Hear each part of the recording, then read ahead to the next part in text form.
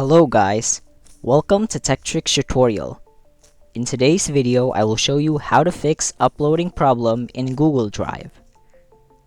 So let's get started. First, find Google Drive on your phone. Now long press on it, then click on this button. Now from here, you're gonna head over to Storage and Cache. Then click Clear Storage. Then Delete. Now, go back to your home screen and head over to the Google Play Store.